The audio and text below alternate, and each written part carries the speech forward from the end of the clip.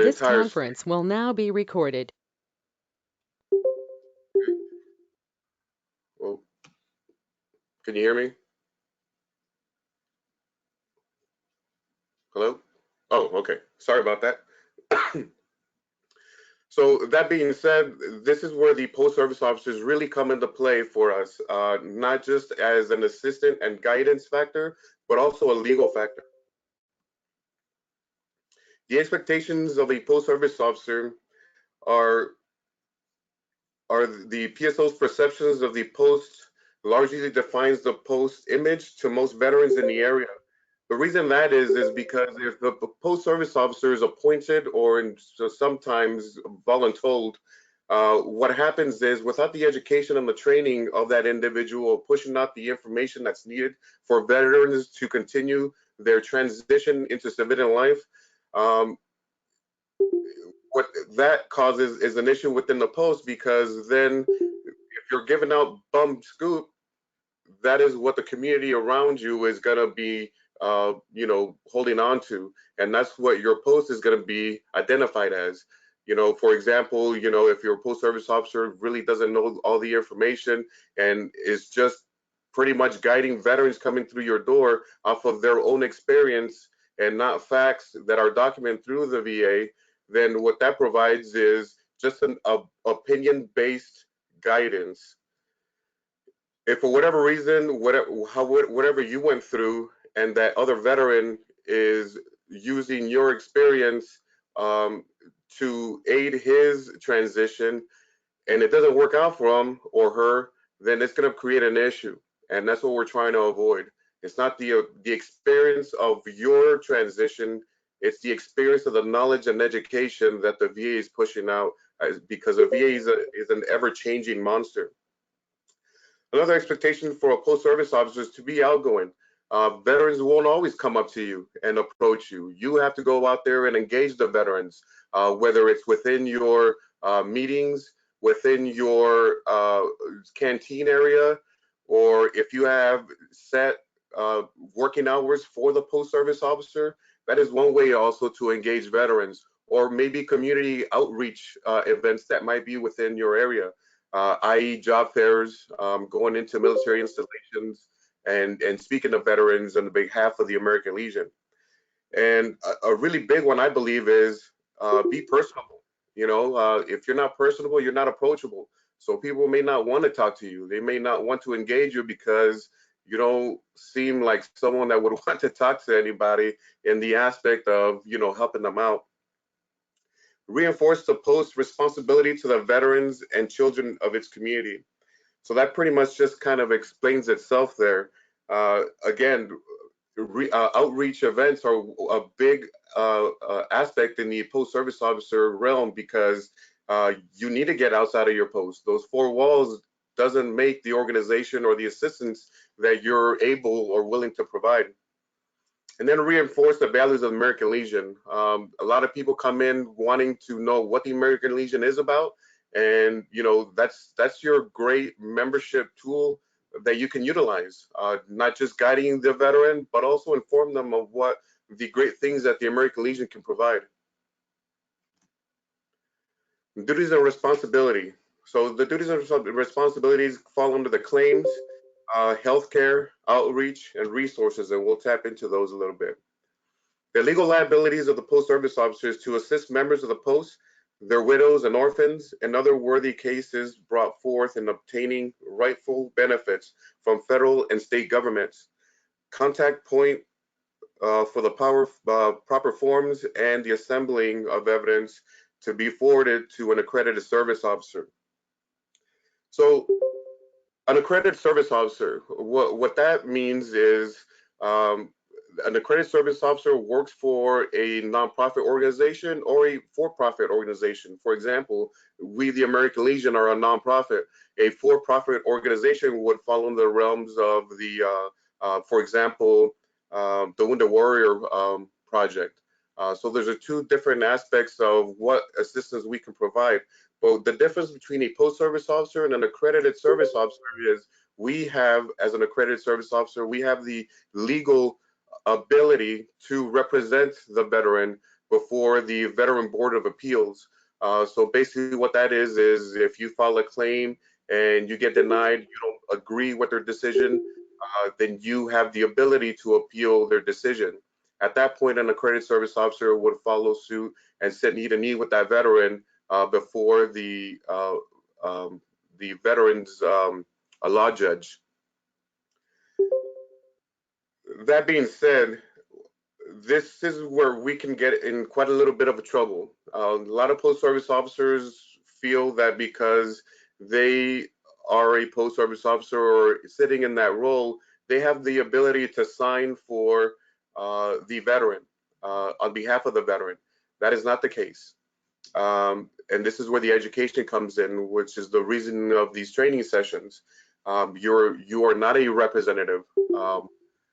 The good thing is a lot of what the accredited service officers are limited to, the post service officers can actually come in and help us out in that turn.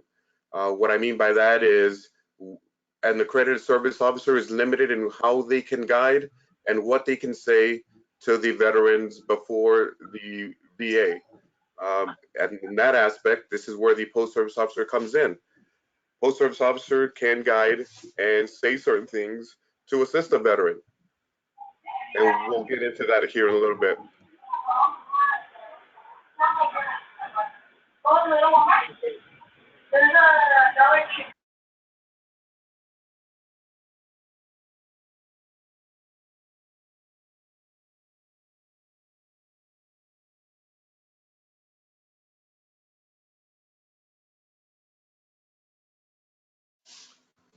Okay. Each post service officer should have the local regional office number and location. Like I said, in the state of California, we have three. So the northern area is the Oakland regional office, and then the central area will fall under the Los Angeles regional office, and then the southern aspect is the San Diego regional office.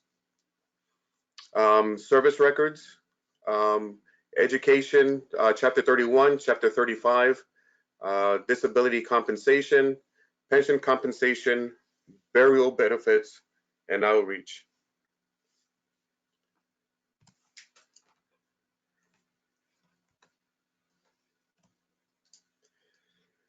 The important forms that we really need to consider are, and these are listed here, and the main one is a 21-22. It's a power of attorney. It's not a regular power of attorney that you would adhere with and with an actual attorney or a lawyer or a firm. This is a limited power of attorney. What this does is it provides the organization the ability to represent the veteran, number one, and number two, look into their VA files so they can better assist through the course of their VA claim. At any time, if the veteran chooses not to be represented by the organization, they can simply sign a whole new 2122 with another organization, and the new one will supersede the one that they currently have, and vice versa. If the veteran is not adhering to the policies and regulations that the organization has, the organization then has the ability to revoke the power of attorney from that veteran, and then we will not represent them anymore. Or simply the veteran can go up to the public contact section of the regional office, and they can just simply revoke all representation and they won't be represented by anybody anymore. The next form we have here is a 21-0966, an intent to file. And that's basically what it is. It's you letting the VA know, hey, there's something wrong with me. I'm about to file a claim. I'm getting all my stuff together. Stand by. There's a claim coming down the road soon. What this form gives you is a year window. If you submit a claim within that year and the VA takes another year or so before they grant, then this form here, the intent to file, it holds your date of claim. You will be retro paid back to the submission of this form. So in the instance of a veteran not having their military medical records, their DD-214, whether either they can't find it or they have to request it from the National Archive, this form right here will hold and maintain your date of claim for a whole year. So that gives a veteran a whole year to try and gather all their information. And now that also includes treatment records from outside of the VA or the DoD. For example, if they get treated at a Sharp or a Kaiser or any other private facility of that nature. The third form here is a 21-526EZ. So this form is the main form. This is your actual claim form. What I advise veterans, if they don't have any other records, whether it's a military medical record, their personnel file, or their DD-214s, this is just my opinion, just throwing it out there for a little bit of guidance, a little added information here is, in this form for the claim, on the very top, it has sections of the type of claim you're trying to submit. The two main ones that we use is a fully developed claim. In this fully developed claim, what that means is that the veteran has every piece of documented required for the VA to make a decision, and it's all submitted, it's in file. All we need now is the VA to do their part. The other portion of this is a standard claim. And the standard claim, what I like to use this section for is when the veteran can't find or has never had any documentation when they left service, whether it's their personal file, their military medical records, or their DD-214. Because of what happened last year with the government shutdown, it created a large backlog within the National Archive. So right now, veterans are looking at about over a year for them to receive any kind of documentation from that agency. What I use this standard form is the VA has an obligation and a duty to assist. What that means to you, the veteran, is the VA has to help you find or obtain all and any evidence that is out there to assist you within your claim. And that includes your private medical records, like a Kaiser Sharp medical records, your military medical records, your military personnel file, and your DD-214. If the VA requests your military information from the National Archive, it's a little faster turnaround if they do it, because now it's agency to agency, and right now we're looking at about maybe a 6 to 8 month waiting list. However, if we let the VA do their job, then that relinquish a lot of the stress from the veteran as to trying to jump through hoops to obtain their information. And this kind of helps out the whole process a little bit.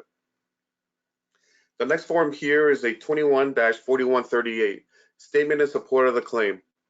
What this form is, it's pretty much a blanketed general form.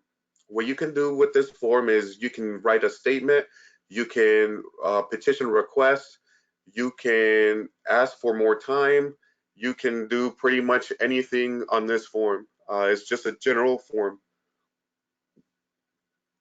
Your next form here is a 20-0995. Now we're going into the appeals side of the house here.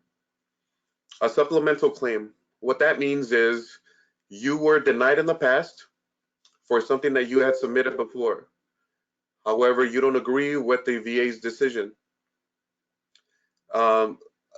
In turn, you may have stumbled upon new evidence or new documentation or something that was hiding in the bottom of some box.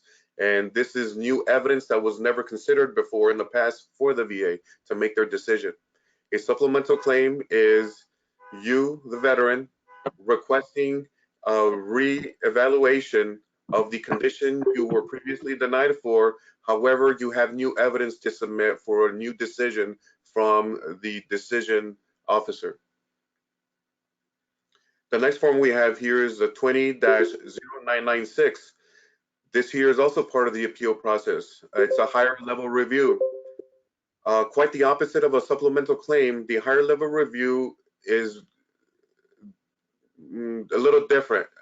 Again, you submitted for a claim, you were denied in the past, and now you don't have any new evidence.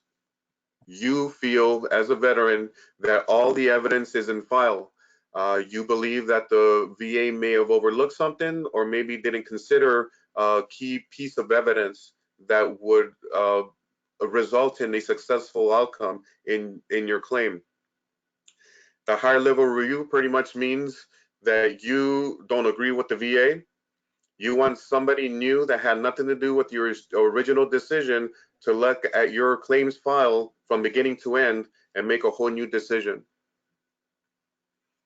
And that is a higher level review. A 21-527EZ.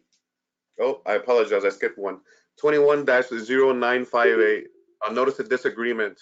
So this is the final session of the appeal process. The notice of disagreement, again, you were denied for something, you don't agree with it, and you're letting the VA know that you disagree with their decision. What this causes is the appeal process, the elongated appeal process.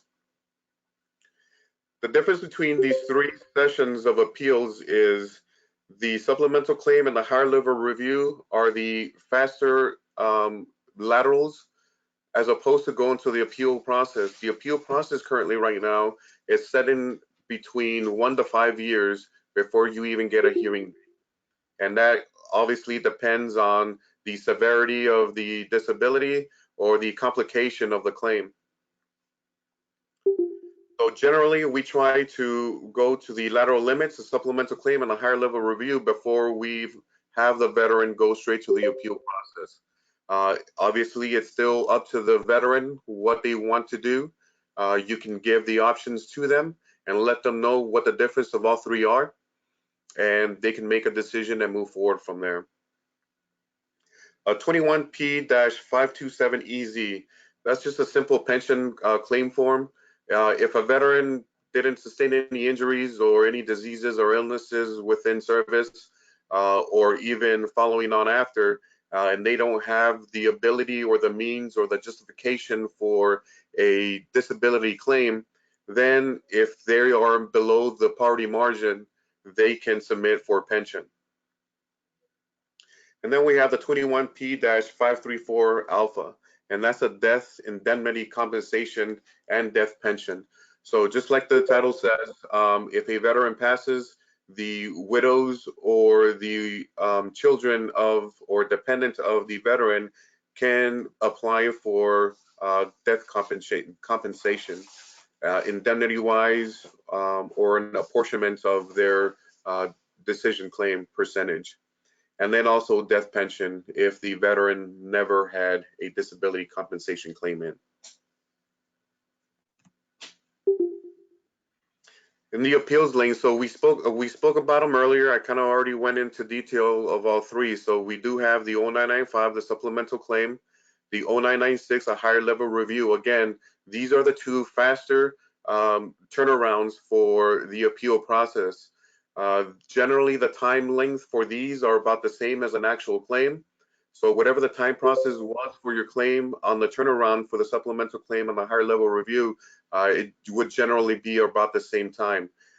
Sometimes and not often, these will generate a compensation and pension evaluation just so that they can have new consideration of information. Depending on how long the gap was from the denial to the reapplication of claim, that will constitute the VA to request new examinations. Or if you have submitted new evidence or there's been more development on the current evidence, then they can use that in turn to make a decision. And then obviously the notice of disagreement, and that's just the traditional appeals process format. Healthcare. The VA healthcare registration. So as of now, a lot of things have been changing. A lot of the regional offices are working differently as opposed to being in the same sheet of music here. I know in the San Diego office, the healthcare registration is a little bit hard to get into because of their requirements and their policy, as opposed to other regional offices within the nation. It's a little easier for a veteran to come in and register within the VA healthcare system to get a VA card. What a lot of VA regional offices are doing right now is looking at income. If your income is too high, then obviously you won't qualify for the VA healthcare system. That being said, now a lot of people are doing the opposite of the requirement needed to get into the system. Initially, what a lot of regional offices are doing are, if you don't have a claim submitted or if you don't have a percentage, they won't even consider your application for healthcare, which is not correct, and it shouldn't be happening that way. But because of the means and the changes that happened this year, their offices are being overwhelmed with people coming in trying to obtain these services. So this is their way to kind of slow it down a little bit, and then on the back end, they'll reconsider whoever they pushed away. Um, Chat VA. Chat VA has been changing a lot too. I know there's a whole new process coming out. They just had a town hall meeting as to what new changes are going to be coming out, because this COVID-19 pandemic is changing a lot of the healthcare operations within the VA.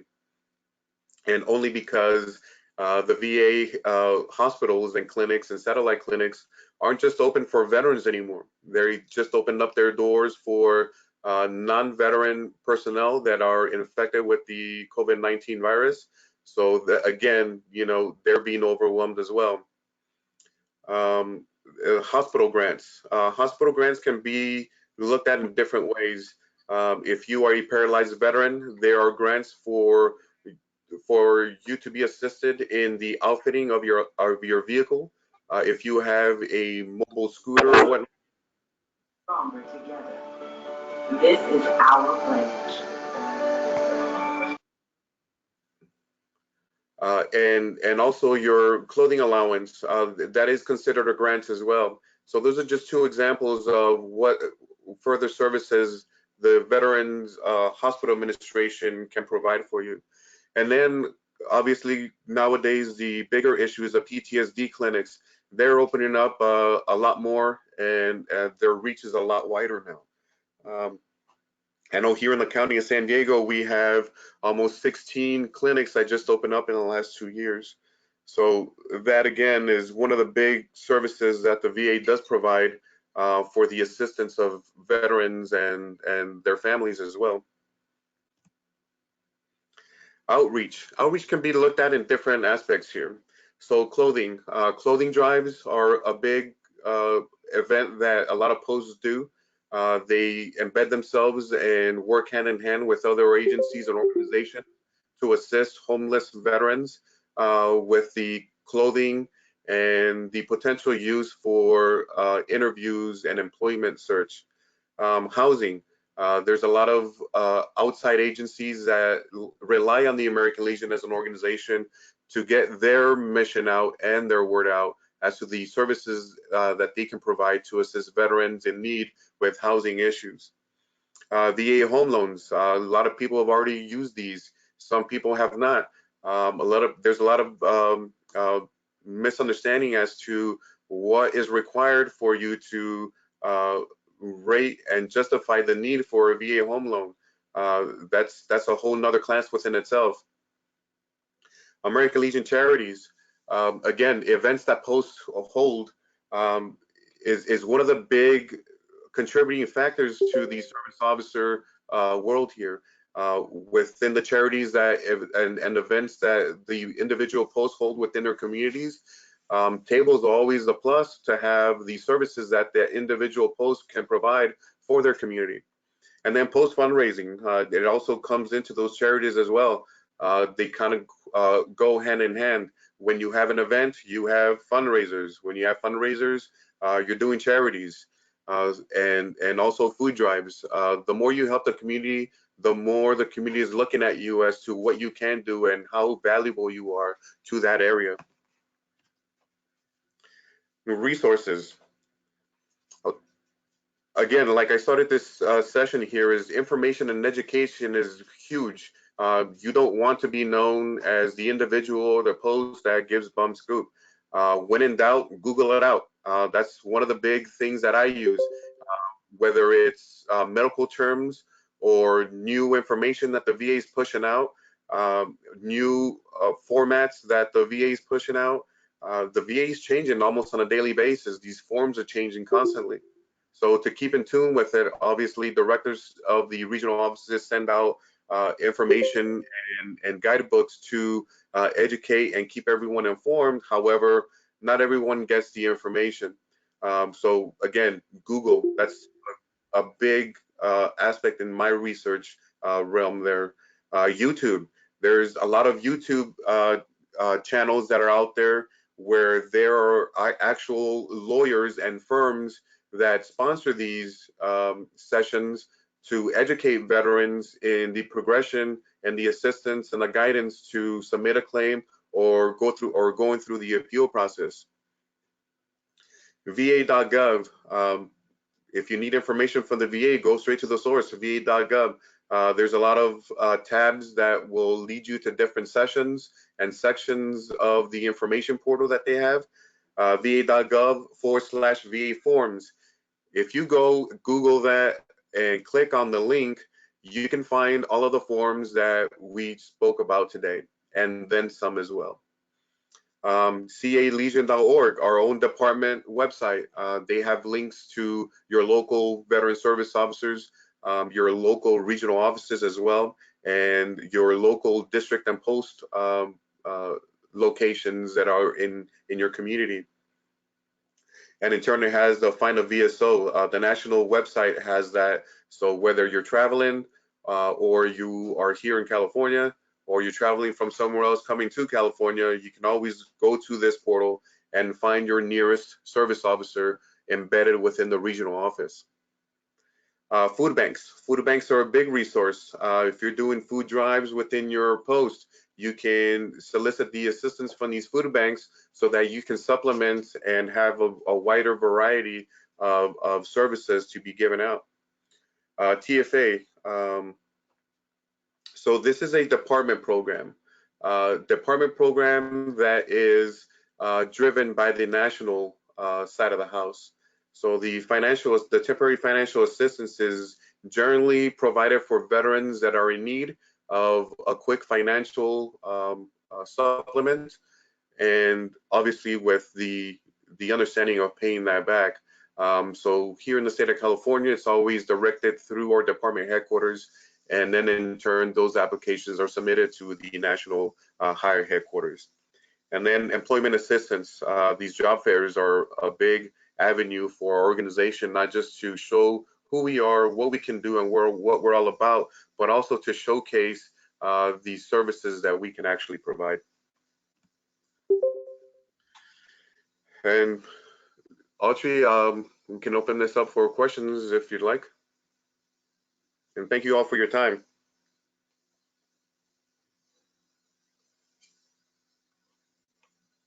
So in just a moment, open it up for questions for everybody. There have been a number of questions that have come in through the chat. Sam, can you see the chat form as well? Yes, sir. Okay, so if you see any there that you can answer, just go ahead, please go ahead and answer those. Some I could not answer it. I tried to give as much information. I will let folks know that as a courtesy, while Sam was giving his presentation, I was looking for some of the websites, but I can only do so much, folks. So you might have to get onto the website and search for yourself, okay? So you've got the basic website, va.gov. The American Legion Department of California website is calegion.org. And then the main website for the American Legion is legion.org. And now I'm going to open it up for questions. Remember, not everybody can talk at all at once. I have unmuted everyone. Audrey, if I can just answer some of these questions on the thread. Okay, go ahead, Sam. So the first one I see here from Wayne Hemsworth, how can I get a hard copy of these forms listings? So if you go to the va.gov/VA forms, it'll give you the ability to pop in your form number. Hang on, Sam. No problem. If you don't have a specific question right now, please mute your microphone. Let Sam give his answers to some of these questions. Otherwise, we're not going to be able to hear anything, folks. Go ahead, Sam. Okay. Thank you. Okay, so if you go to that link that I provided earlier, va.gov/VA forms, It gives you the ability to type in the actual form number on the top block, or on the bottom block, you can just simply type in a suggested word, for example, POA or power of attorney. And then it'll give you a list of possible forms that are equal to your search. At that point, all of these forms that are listed there are in a PDF format where you can print out or you can electronically fill out and then print out for signature. Hope that answers your question, sir. The next question here I have is Stephen Bone. The question reads, does the 2122 have to be signed by an organization or attorney, or can an individual, the veteran, choose to be his or her representative? So to answer that question, yes, all of it. The veteran can choose to represent themselves. So at that point, a 2122 is not even needed. However, if a 2122, the solicitation of representation is required by the veteran, then yes, that form has to be double signed by the veteran, acknowledging the fact that yes, they want representation, and by the representing individual, which is either a law firm or an accredited veteran service officer. Sir, I hope that answers your question. So another question, Stephanie Saifiro. What about a third party 21-0845? Good question. Thank you very much. I did not include that into my presentation only because that's usually what I utilize for a future class that I hold. This form here, in the event that a veteran is not capable or disabled to the fact where they can't do for themselves, or are they're blind in their vision or the ability, this form here can provide the ability for a dependent or a trusted individual to represent the veteran in lieu of the veteran coming in and out of facilities. Yeah, okay.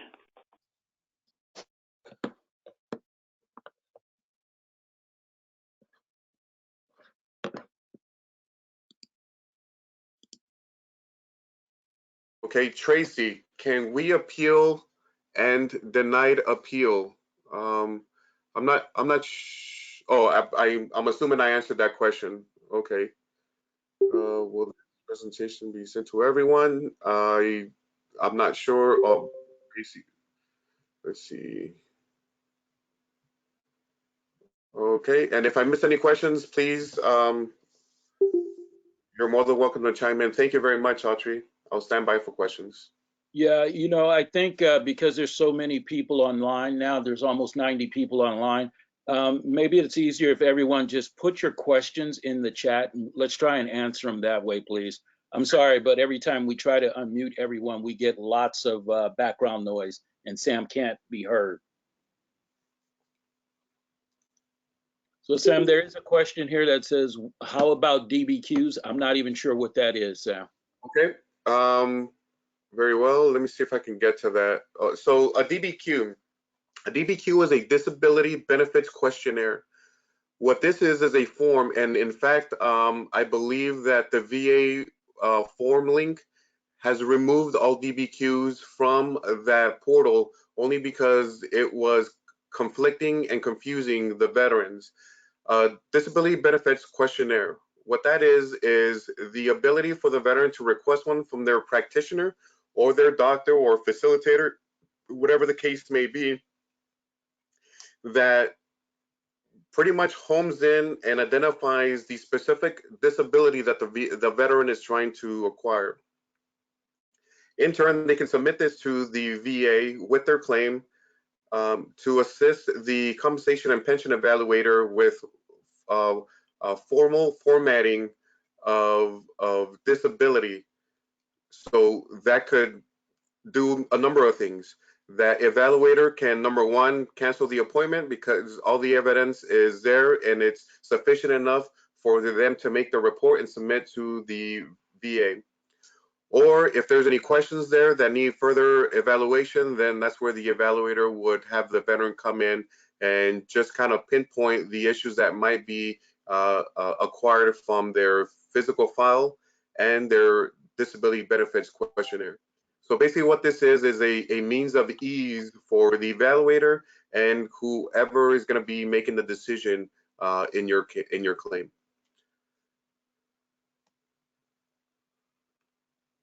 Okay, and again, let me see. I'm trying to get to where you were, Audrey. I think I need to scroll down a little more.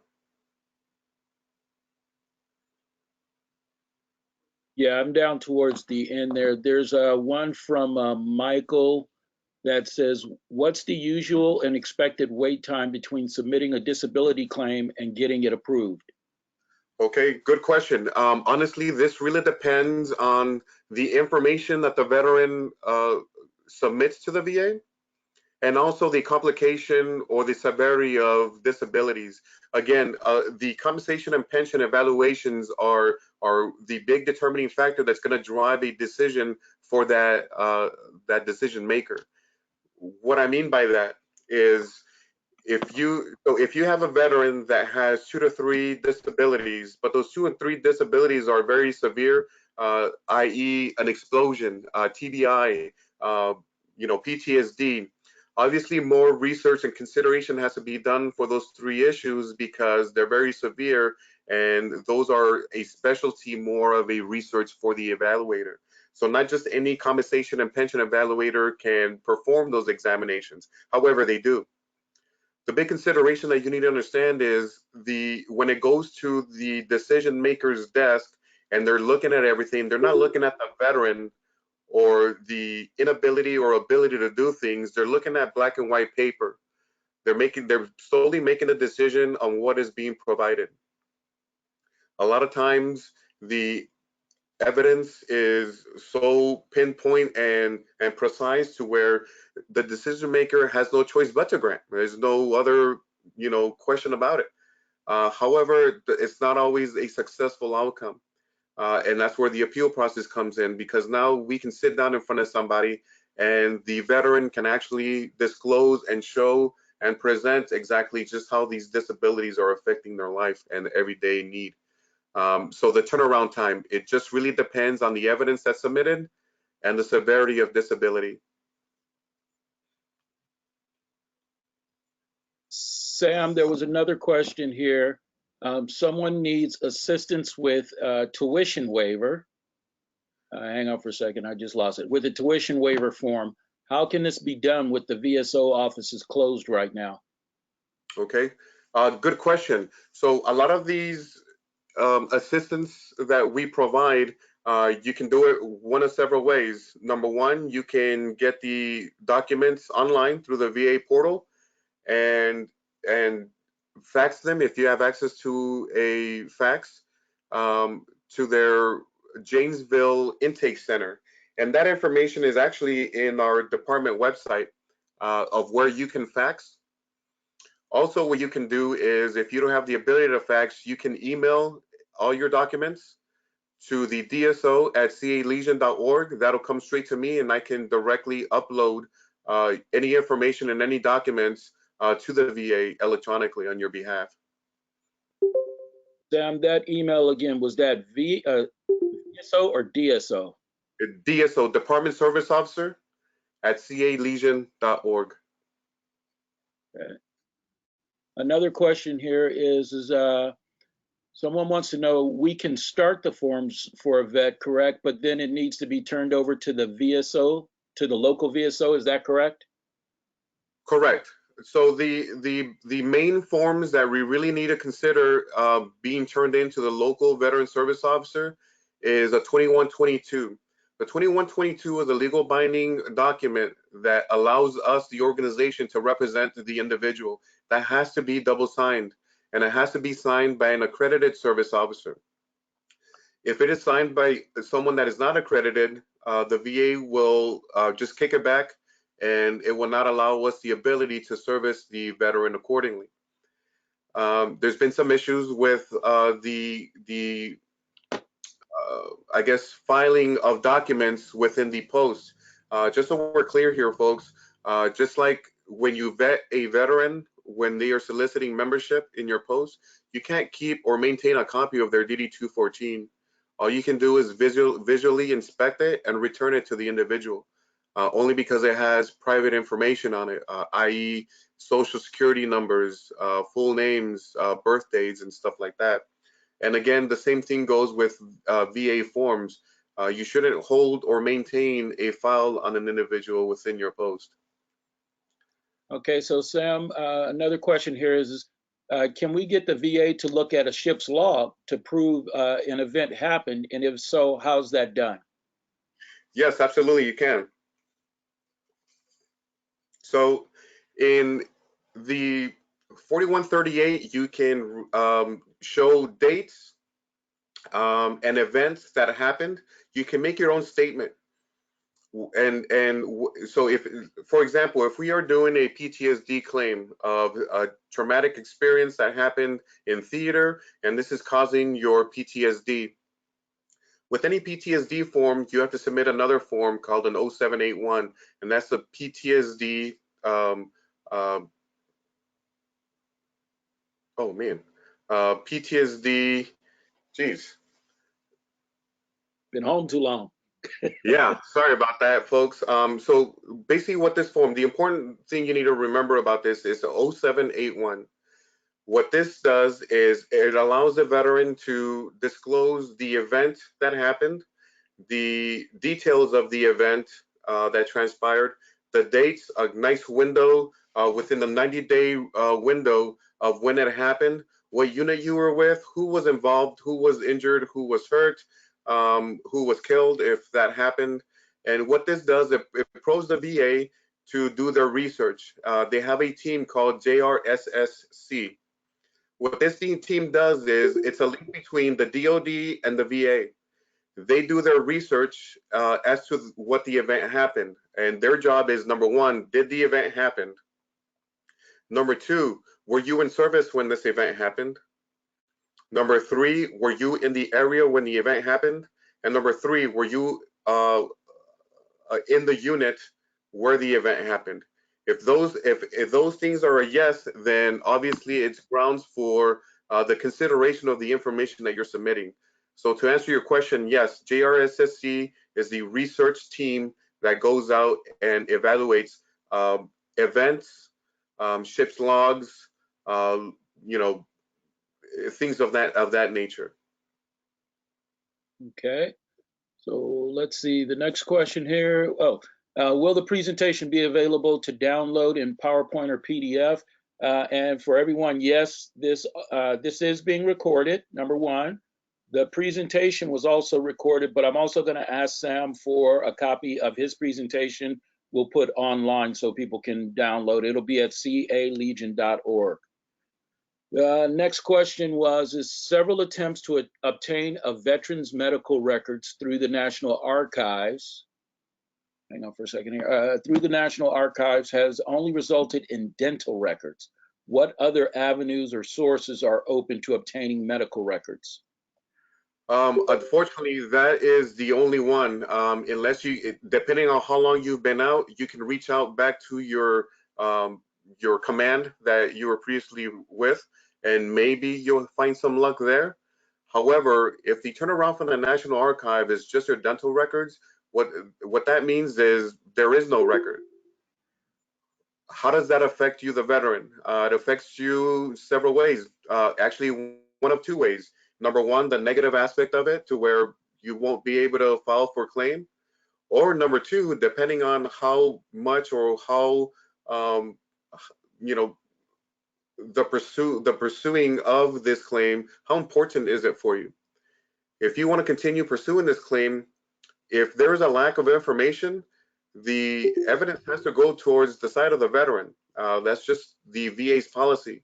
However, this is where lay statements come into play from either relatives, spouses, dependents, or anyone that you served with. If they were within the time frame or they witnessed whatever you're trying to claim for, like say you were coming down the ladder well in a ship and you slipped and you broke your ankle. It wasn't documented correctly within your military medical record.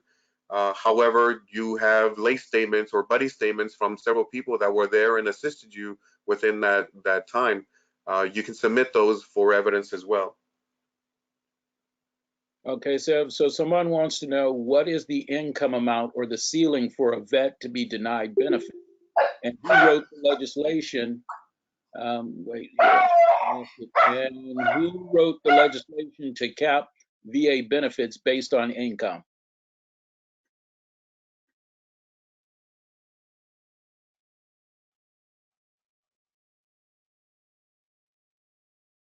I apologize, Autry. My dog was getting crazy on me. Yeah, no worries. Here, I'll repeat the question for you. Okay, thank you. Yes. What is the income amount or the ceiling for a vet to be denied benefits? And who wrote the legislation to cap VA benefits based on income?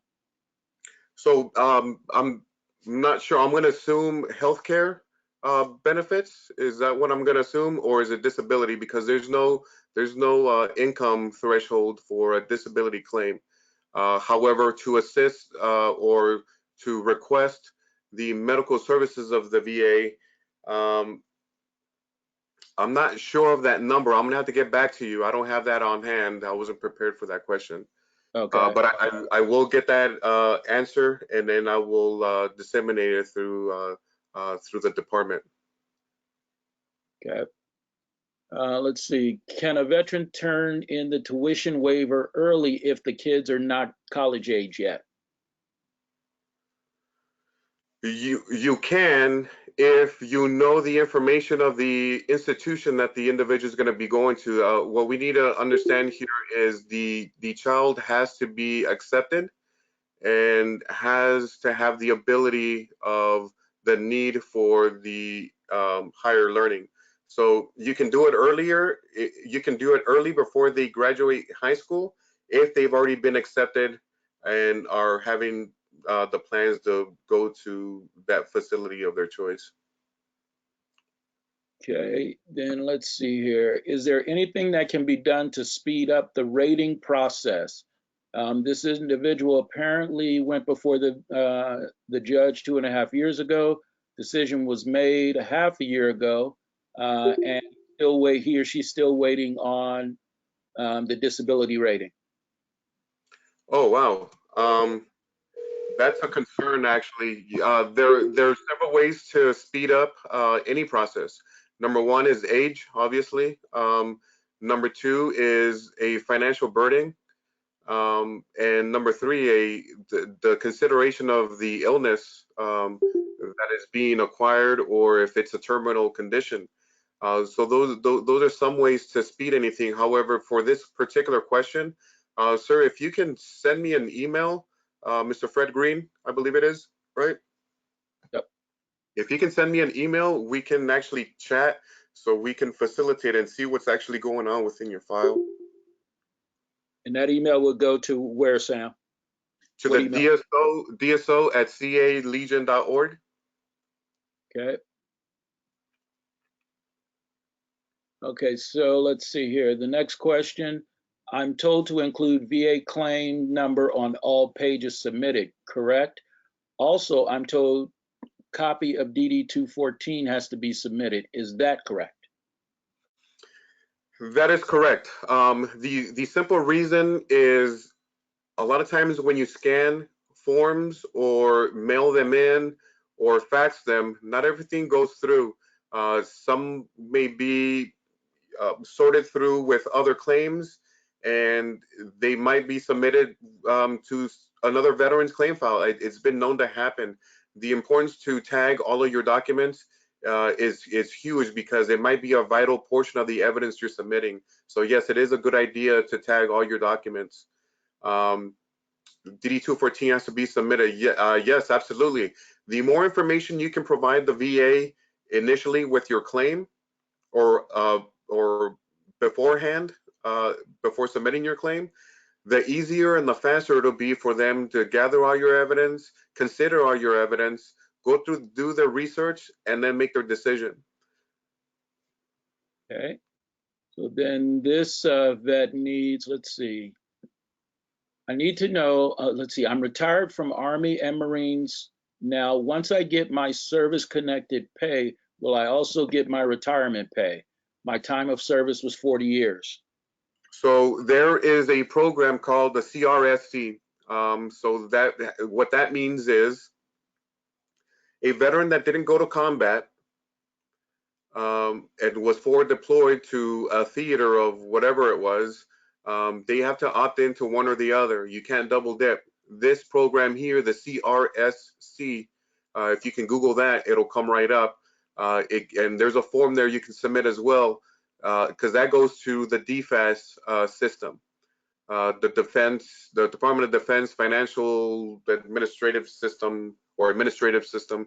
What that does is it gives the veteran the ability to rake in both the retirement money and their disability compensation. Okay. Then let's see, I've got, doesn't our DD 214 answer all the 0781 form establishes, i.e. what the team looks into to dependents? Some waivers are available. Well, I'm sorry, I may have read that. Hold on. The question. Go ahead. Hold on. Yeah, I'm sorry. The question reads, doesn't our DD 214 answer all 071 form establishes, i.e. what the team looks into to verify claim validity? Not always. It really depends. If the veteran has a combat action ribbon or a combat action badge, depending on what service you're in, a Purple Heart, or any device or award of that magnitude or statute, then yes, you're absolutely right. However, if you didn't receive an award for something that you may have seen or been part of, then no, the DD 214 does not answer that. And that is the significance of the 0781, to actually have a detailed explanation as to what happened in your counts. And the DD 214 does not provide that. Okay, and then let's see, it's less than 50K for healthcare, depends on dependents. Some waivers are available. That came from Stephanie. I'm not sure the context. Thank you very much, Stephanie. So that goes into the threshold of the VA healthcare service question that was asked earlier. Okay, and someone asked for your contact information. Okay, and that is DSO Delta Sierra Oscar at calegion.org. How many certified VSOs are employed by the American Legion? So currently right now we have 3 embedded in the San Diego regional office. We have 2 in the Los Angeles regional office. We have 3 in the Oakland regional office. We have 1 that is a part-time in the San Diego La Jolla office. We have 1 that is part-time in oh man, where's Josie at? Loma Linda hospital. And we have another part-timer that is in the Sacramento VA hospital for the American Legion. Also, we do have the assistance of the LACC counterparts, which is Miss Sandy Schneeberger and Miss Barbara Lambrano. And I think Miss Barbara Lambrano is in the Sepulveda VA hospital. And Miss Sandy Schneeberger is in, she's in Orange County, I believe.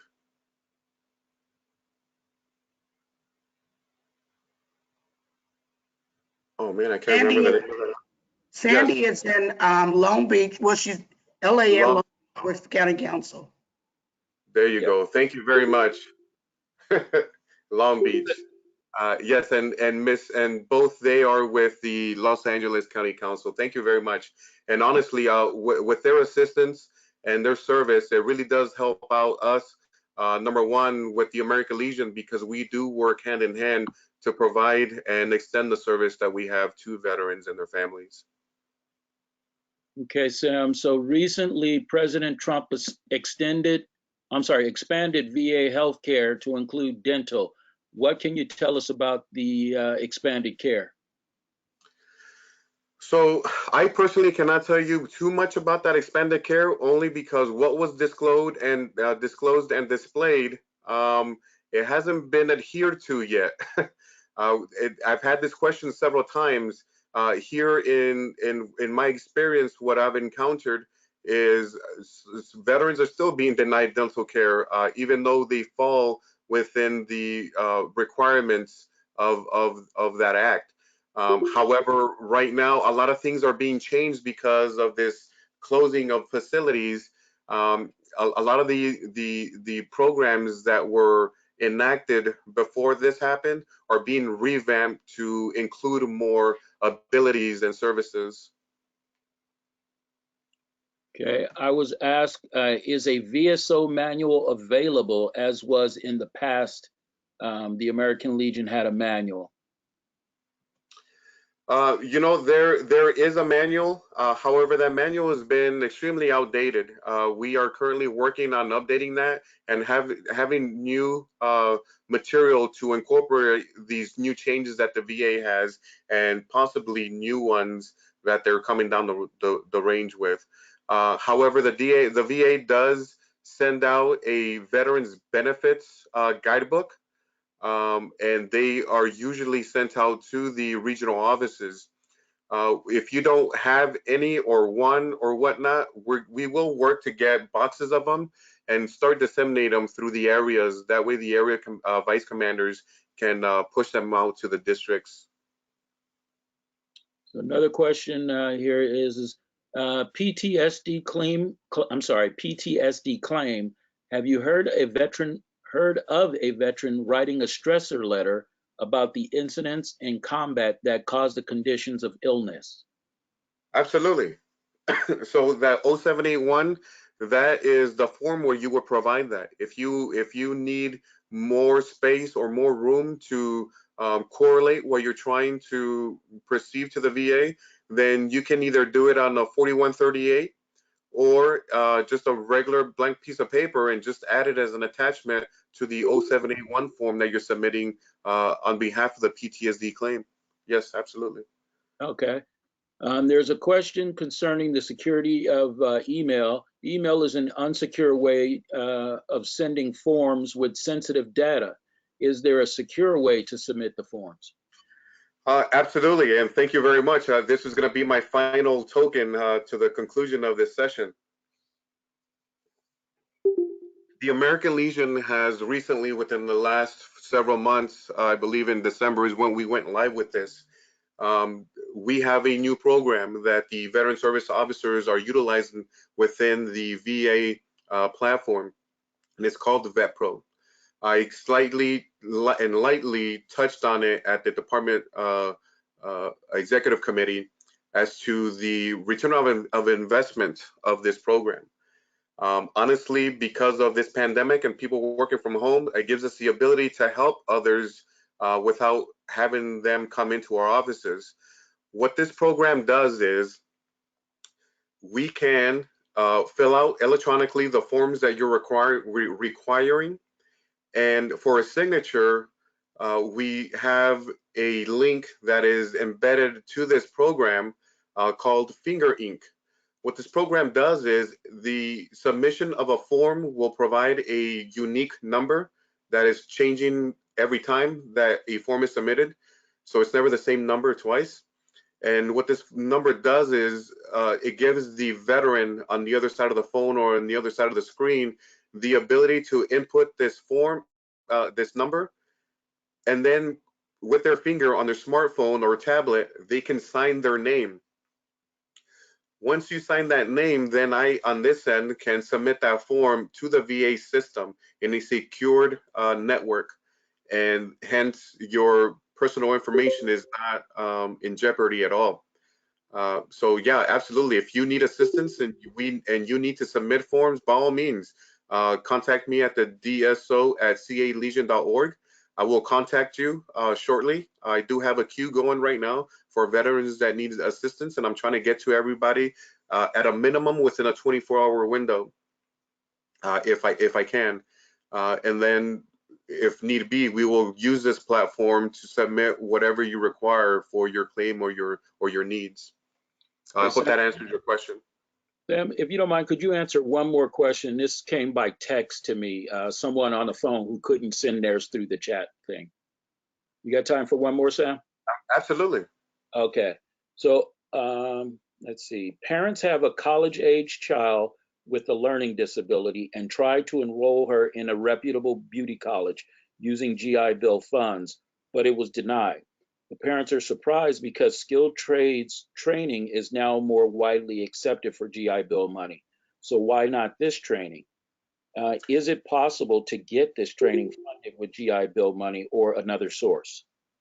There is actually, and there is a voc rehab section within the VA that you can solicit the assistance of that particular need. However, and I might be wrong in saying this, but not all trade schools are accredited for VA purposes. So that's one thing that you need to consider as well. So within the administration section of that institution, you may want to inquire to see if they are accredited for these benefits. If not, then obviously the next recourse is to go to a different institution or a different facility, but also the voc rehab or CalVet is another source to tap into. Okay. Sam, thank you very much. I know that you've got other stuff that you got to take care of, and I really appreciate it. We went over a little bit here, but certainly this has been extremely helpful to a lot of folks and in our department. So thank you very much. If folks have other questions, is it okay if they send it to dso@calegion.org? Absolutely. All right, perfect. Okay, ladies and gentlemen, that is the conclusion of this program. Just a reminder that there will be a program on April 19th, and that program is on Constitution and Bylaws by Mark Rice, who is the Constitution and Bylaws Chair. He's going to be talking about the online sample for districts and posts. So that'll be a good opportunity for posts working through Constitution and Bylaw changes to ask Mark some questions. Thank you all very much for attending. This has by far been one of the more popular ones with over 90 people on. I'm glad we were able to do this for you folks. So take care. And Sam, once again, thank you. Yes, sir. Thank you. And thank you everyone for attending.